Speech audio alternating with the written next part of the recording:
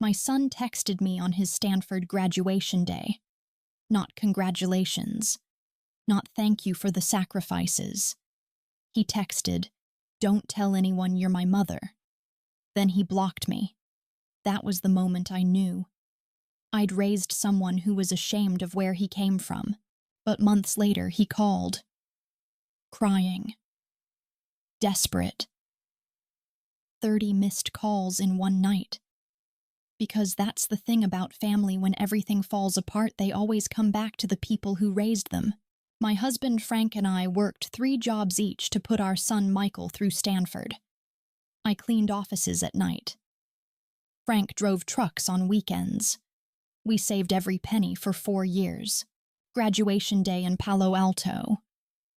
We're on the Greyhound bus cooler packed with his favorite sandwiches. Then my phone buzzes. Unknown number. "You shouldn't come. Michael's embarrassed by you people." I call back. Blocked. Frank tries his phone. Same thing. But we went anyway. Paid for those bus tickets with our last $100. We found him in the crowd. Cap and gown, big smile, posing with this blonde girl in designer clothes. He saw us across the courtyard, made eye contact, then turned his back and walked away. The girl approached us. Perfect teeth, perfect everything. "Hi, I'm Ashley, Michael's fiancée. He'll be moving to my family's estate in Connecticut after the wedding. We think it's best if he starts fresh. You understand?" She said it like she was doing us a favor.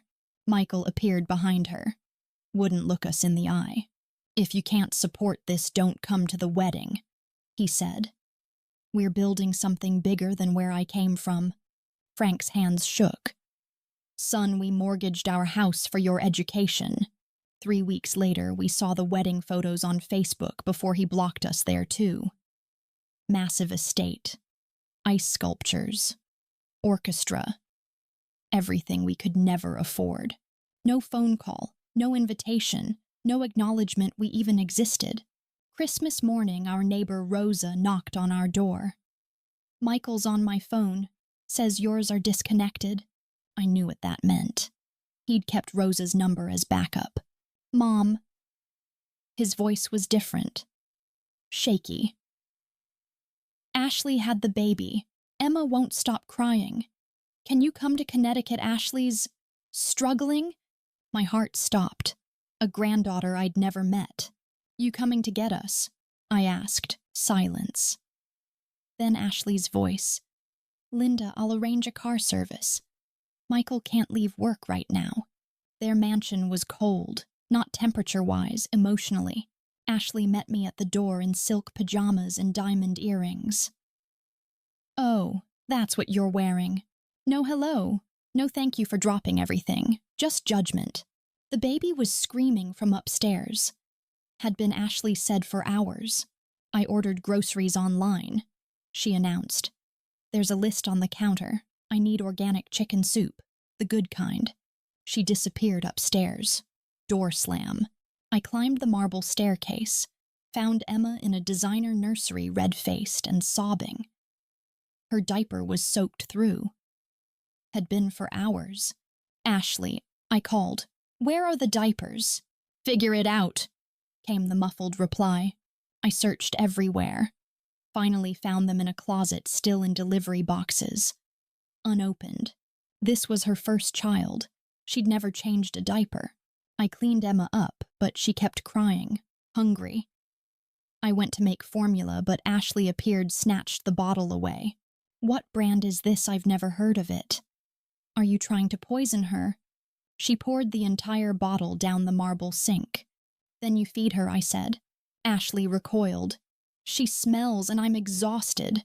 By day 3, Emma was barely responsive. Burning fever, rash covering her tiny body. "We need a doctor," I told Ashley.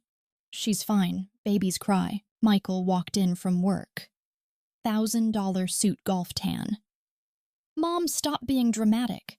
Ashley knows what she's doing." I exploded. "Your daughter has a 103-degree fever and a rash. Look at her." At the emergency room, the pediatrician was horrified. This baby is severely dehydrated. How long has she been like this?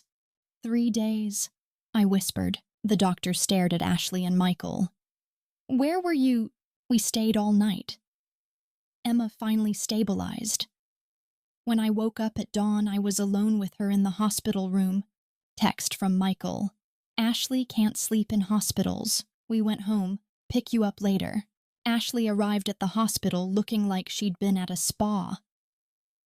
Sorry, Linda. Overslept. Back at the house, she handed me a note. Michael's handwriting. In the Hamptons for the weekend. Emma's formula is on the counter. Thanks, Mom. They'd left me alone with a sick baby and gone to their summer house. I called Frank. Come get us now. When Michael and Ashley returned Sunday night tanned and relaxed, Frank was waiting. You abandoned your sick daughter, he said quietly. Michael squared his shoulders. We needed a break. That's what grandparents are for. Frank and I made a decision. We spent 2 weeks training them like children. Ashley learned to change diapers. Cried every time. Michael learned to make formula. Complained constantly.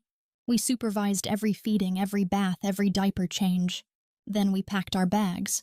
We're going home, I announced. Michael panicked. You can't leave us with a baby. She's your baby, Frank said. Figure it out. We left legal papers on their marble counter. Termination of inheritance rights. Revocation of emergency contacts. Back in Toledo, Frank's army buddy passed away. Heart attack at 55. Left behind his 8-year-old daughter, Grace. Her mother was remarrying, didn't want her. We'll take her, I told Frank. Grace arrived with a garbage bag of clothes and eyes that had seen too much. First thing she said, Thank you, Mama Linda. Thank you, Papa Frank. She wasn't born from my body, but she crawled into my heart immediately. Grace grew up grateful, hard-working, kind, high school valedictorian, full scholarship to Ohio State. When she got her first job, she handed me her first paycheck.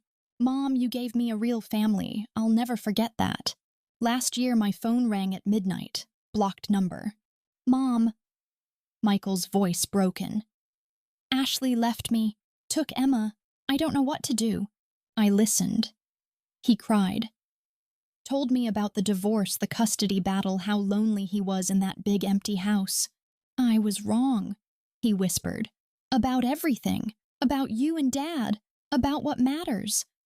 I know, I said gently. Can I come home? I looked at Frank sleeping peacefully. At Grace's graduation photo on the nightstand. At the life we'd built after letting go. Michael, you'll always be my son.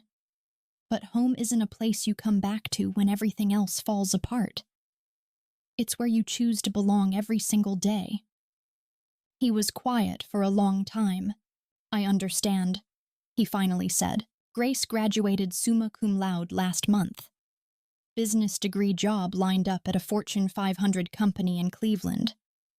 Close enough to visit every Sunday. At the graduation ceremony, she found us in the crowd and waved. Big smile, tears in her eyes. She wasn't ashamed of us. She was proud. Thank you, she mouthed across the auditorium. Frank squeezed my hand. That's our girl. Some children are born into your family. Others choose you. Grace chose us and we chose her back. Michael was born from my body. But he spent years running from everything that made him who he was. Grace wasn't born from me, but she led us back to what family really means. Love isn't about blood or DNA or how much money you spend on someone's education. Love is about showing up. Every day, even when it's hard, especially when it's hard. And sometimes the greatest act of love is knowing when to let go. If this story resonates with you, I'd love to hear from you. Email us your own family stories, the messy ones, the beautiful ones, the ones that changed everything. Because every family has a story worth telling. Until next time, remember you can't choose your blood relatives, but you can choose your family.